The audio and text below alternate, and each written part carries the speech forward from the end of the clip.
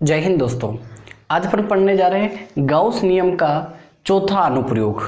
Gauss नियम का चौथा अनुप्रयोग और वो है समरूप आवेशित चालक गोले के कारण विद्युत क्षेत्र की तीव्रता। इसको इस तरीके से भी कहा जा सकता है, एक समान आवेशित चालक गोले के कारण किसी बिंदु पर विद्युत क्षेत्र की तीव्रता का मान ज्ञात करना। कोई एक चालक गोला है, यहाँ पर एक चालक गोला मान लेता हूं मैं। ये कोई एक चालक गोला है, मान लेते हैं इसकी त्रिज्या कैपिटल आर है। मान लेते हैं इसकी त्रिज्या कैपिटल आर है, ये इसका केंद्र है। ये बात तो अपने को अच्छी तरीके से पता है क्योंकि अपन ने गाउस नियम पढ़ लिया है। गाउस नियम के इससे पहले 3 अनुप्रयोग पढ़ लिए हैं और हर एक वीडियो में ये बात मैं दोहराता हूं कि किसी भी चालक को आवेश दिया जाता है तो वह चालक के सतह पर समान रूप से वितरित हो जाता है आवेश। इसको भी यदि आवेश दिया जाए तो इसकी सतह पर एक समान रूप से वितरित हो जाता है ये आवेश, तो एक समान रूप से वितरित। और ये भी मान लेते हैं कि इसको दिया गया आवेश Q है, कैपिटल Q। गोले को कितना आवेश दिया गया है? Q आवेश दिया गया है। अपन ये लिख सकते हैं डिस्क्रिप्शन के अंदर, माना कैपिटल R त्रिज्या का एक समान आवेशित गोला है जिसको Q आवेश दिया गया है। यह Q आवेश उसके क्षेत्रफल पर या उसकी सतह पर एक समान रूप से वितरित हो गया है। अपने को इसके कारण विद्युत क्षेत्र की तीव्रता जो ज्ञात करनी है दोस्तों, 3 परिस्थितियों में ज्ञात कर सकते हैं। पहली परिस्थिति के अंदर जब बिंदु गोले के बाहर स्थित हो, दूसरी परिस्थिति के अंदर जब बिंदु गोले की सतह पर स्थित हो, और तीसरी परिस्थिति के अंदर जब बिंदु गोले के अंदर स्थित हो।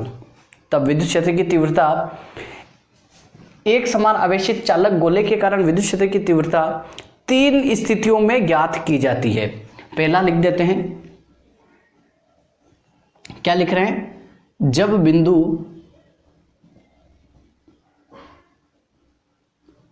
गोले के बाहर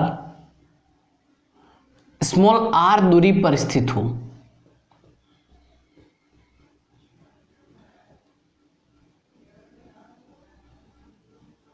गोले के बाहर यहां पर कोई बिंदु है, मान लेते हैं यहां पर कोई बिंदु है, ये बिंदु P है, और ये भी मान लेते हैं कि इसकी यहां से दूरी कितनी है? Small r। यहां पर अपने को क्या ज्ञात करना है? विद्युत क्षेत्र की तीव्रता। गाउस नियम कहता है कि जहां पे भी आप विद्युत क्षेत्र की तीव्रता ज्ञात कर रहे हो वहां एक गाउसियन पृष्ठ की कल्पना करनी पड़ती है। तो यहां पर इसके चारों ओर एक गाउसियन पृष्ठ की कल्पना करने पर ये इसके चारों ओर एक गाउसियन पृष्ठ की ये कल्पना करी। इस गाउसियन पृष्ठ की दोस्तों त्रिज्या कितनी है? Small r। अपन ने जो गोला लिया है चालक, उसकी त्रिज्या कितनी है? Capital R। ये बात क्लियर। अपन को गाउस का नियम क्या कहता है? लिखता हूं गाउस नियम से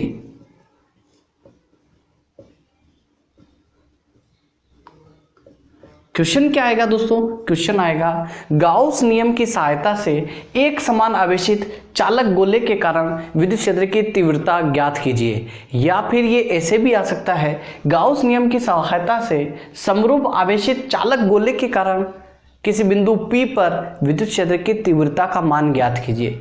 एक और तरीके से आ सकता है, समरूप आवेशित चालक गोले के कारण गोले के बाहर स्थित किसी बिंदु पर विद्युत क्षेत्र की तीव्रता का मान ज्ञात कीजिए गाउस नियम की सहायता से। ये 3 तरीके से और पूछ सकता है। चालक की गोले की सतह पर पूछ सकता है, गोले के अंदर पूछ सकता है।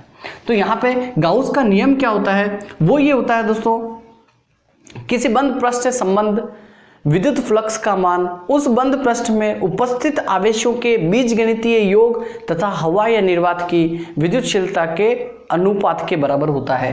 किस तरीके से?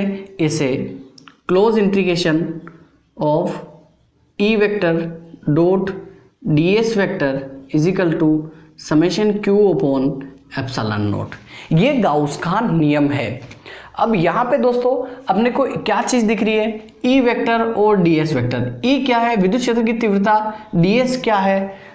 अल्पांश है, क्षेत्रफल सदिश है। तो यहाँ पर इसके चारों ओर अपने को एक यहाँ P बिंदु पर एक अल्पांश लेने पर, ये एक अल्पांश लिया है। विद्युत क्षेत्र की तीव्रता किधर होगी दोस्तों? यहाँ पे विद्युत क्षेत्र की तीव्रता हमेशा धन आवेश के कारण बिंदु की तरफ होती है, तो विद्युत क्षेत्र की तीव्रता तो हो गई अपनी इस दिशा में, ये हो गया अपने पास E वेक्टर। क्षेत्रफल सदिश की दिशा किधर होती है? हमेशा पृष्ठ के लंबवत होती है। क्षेत्रफल सदिश की दिशा किधर होती है दोस्तों? पृष्ठ के लंबवत।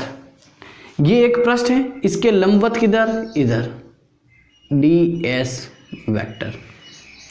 ये दोनों इनके बीच में, तो यहाँ पे दोनों एक ही दिशा में है, तो इनके बीच में थीटा कोण कितना दोस्तों? कोण है 0 डिग्री का। इनके बीच में कोण कितना? 0 डिग्री का। यहाँ पे अगर इसको अपन आगे सोल्व करें तो क्या आएगा? Close integration E ds cos theta is equal to कितना दिया गया आवेश है? कुल आवेश कितना है? Capital Q upon epsilon naught. यहां तक क्लियर है दोस्तों? ये अगर दिशा वगैरह आ गया है समझ में तो एक बार वीडियो को लाइक करना है दोस्तों और अपने दोस्तों में शेयर करना है। एक और बार आपको अगर कोई टॉपिक नहीं समझ में आ रहा है और सरल तरीके से सरल शब्दों में पढ़ना है तो आप कमेंट बॉक्स में भी लिख सकते हो कि सर हमें ये टॉपिक पढ़ाइए। निश्चित रूप से जब मुझे समय मिलेगा तब मैं आपको वो टॉपिक जरूर पढ़ाऊंगा। ओके, यहां पर थीटा की वैल्यू कितना है? 0 डिग्री, तो ये लिख देते हैं E ds cos 0 degree is equal to Q upon epsilon naught. cos 0 का मान कितना होता है दोस्तों? cos 0 का मान होता है 1, एक होता है। एक को इससे मल्टीप्लाई करेंगे तो कोई फर्क नहीं पड़ता है, और ds का समाकलन करते हैं दोस्तों Q upon epsilon naught.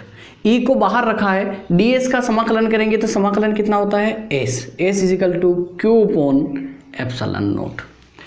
s क्या है? क्षेत्रफल है। क्षेत्रफल क्या होता है? गोले के क्षेत्रफल का फॉर्मूला क्या होता है दोस्तों? 4 पाई r स्क्वायर।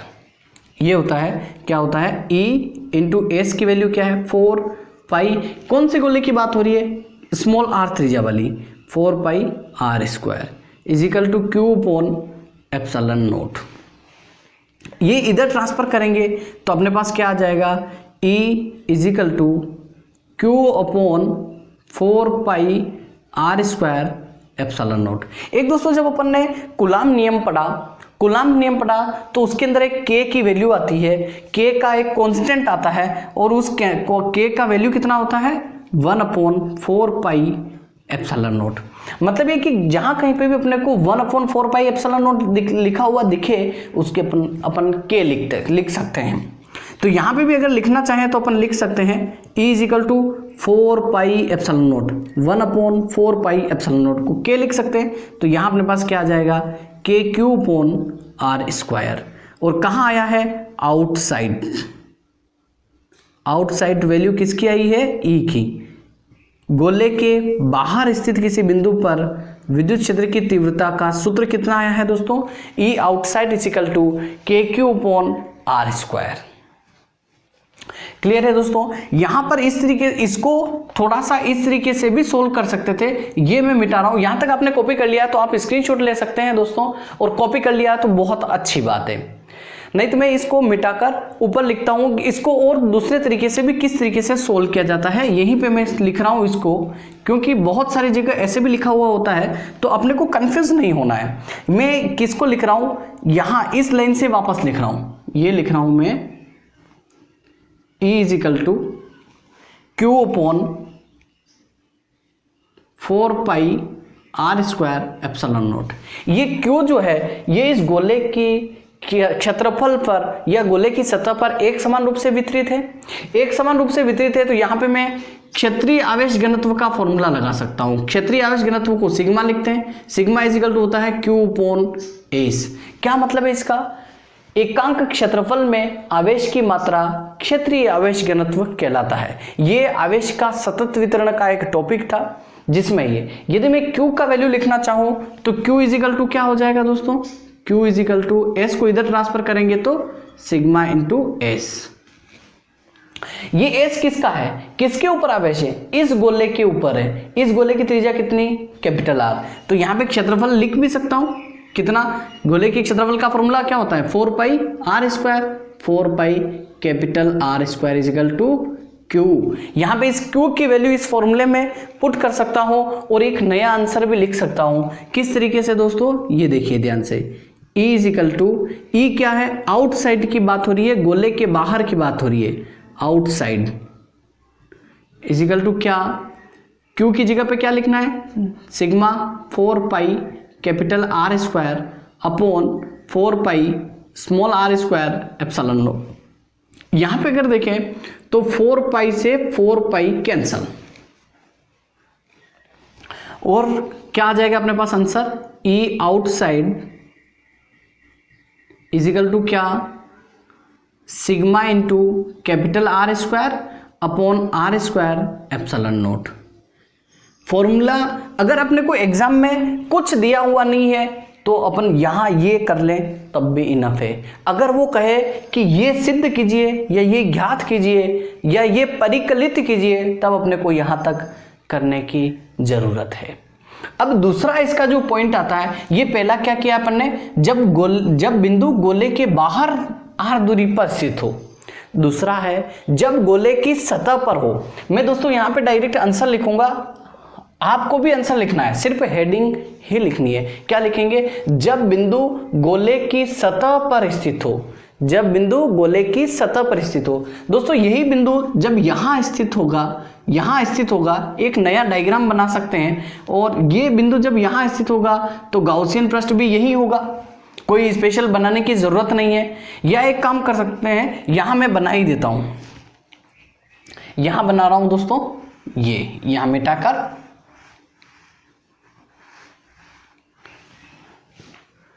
क्या बना रहा हूं, ये ले लिया मैंने,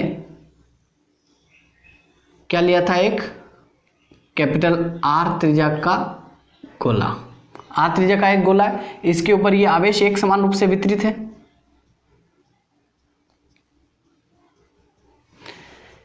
एक समान आवेशित चालक गोले के कारण किसी बिंदु पर विद्युत क्षेत्र की तीव्रता की जो 3 स्थितियां हैं, उसमें से मैं दूसरी स्थिति पर आ गया हूं। दूसरी स्थिति क्या है, जब बिंदु गोले की सतह पर स्थित हो। यहां पर बिंदु स्थित है ये r दूरी पर, तो अब यहां पर अपने पास क्या आ रहा है दोस्तों, r इजिकल टू r नहीं आ रहा है, ये दूरी और ये दूरी बराबर नहीं है, क्योंकि गोले की त्रिज्या तो चारों तरफ एक समान होती है। और यहां पर गाउसियन पृष्ठ की कल्पना करेंगे तो ये का ये है, यहां पर ये लिया, बिंदु से विद्युत क्षेत्र की तीव्रता E वेक्टर इधर ही, क्षेत्रफल सदिश ds वेक्टर इधर ही। इतना करने की और पूरा सोल्व करने की जरूरत क्या है, जब बाहर आया है गोले के बाहर KQ अपॉन R स्क्वायर, इस R की वैल्यू कैपिटल R के बराबर है, तो डायरेक्ट लिखूंगा इस सरफेस इजिकल टू कितना, KQ अपॉन R की जगह कैपिटल R स्क्वायर। डायरेक्ट यही लिखना है, डायरेक्ट इतना ही लिखना है, ये बनाना है, ये लिखना है। अब बात आती है, इसको भी लिख सकते हैं, इसको भी लिखता हूं मैं, यहां लिख देता हूं इसको, यानी कि यही एक तरीके से एक बार और लिख रहा हूं मैं, ई सरफेस इजिकल टू क्या आ जाएगा, सिग्मा, ये R स्क्वायर और ये R स्क्वायर बराबर है, तो क्या आ जाएगा, सिग्मा R स्क्वायर अपॉन ये भी capital R square epsilon naught. R square से R स्क्वायर कैंसल, तो ई सरफेस कितना is equal to sigma upon epsilon not.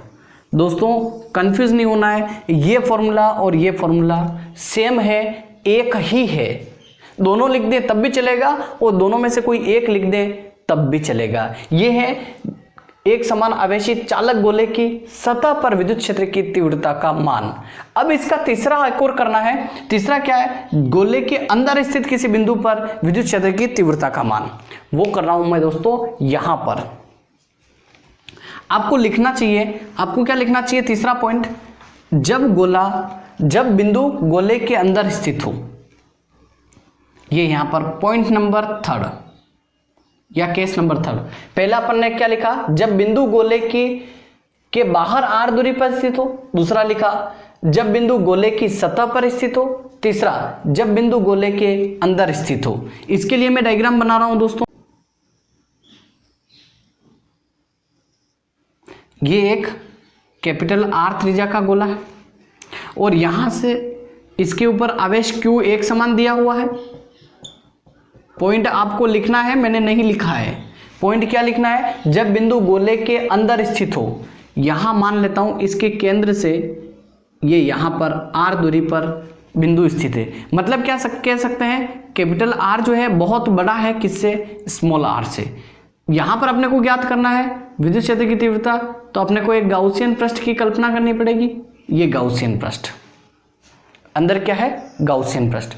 Gauss के नियम क्या कहता है, close integration E vector dot ds vector is equal to summation q upon epsilon note.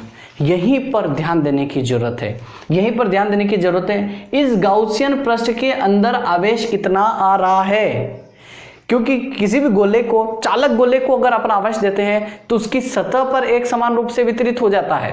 अब इसकी सतह पर तो आवेश है, लेकिन इसके अंदर आवेश नहीं है, इसके अंदर आवेश नहीं है, आवेश है ही नहीं है, तो यहाँ 0 लिखेंगे तो E ds इजिकल टू 0 कितना हो जाएगा, इजिकल टू 0। तो ये E इन साइड मतलब अंदर, विद्युत क्षेत्र की तीव्रता का मान कितना होगा, 0 होगा। ये है तीनों परिस्थितियां, ये पूरा है दोस्तों। अगर समझ में आया है तो वीडियो को लाइक करना है और अपने दोस्तों में शेयर करना है, और चैनल को सब्सक्राइब नहीं किया है तो सब्सक्राइब करना है दोस्तों। मिलते हैं अगले वीडियो में, थैंक यू।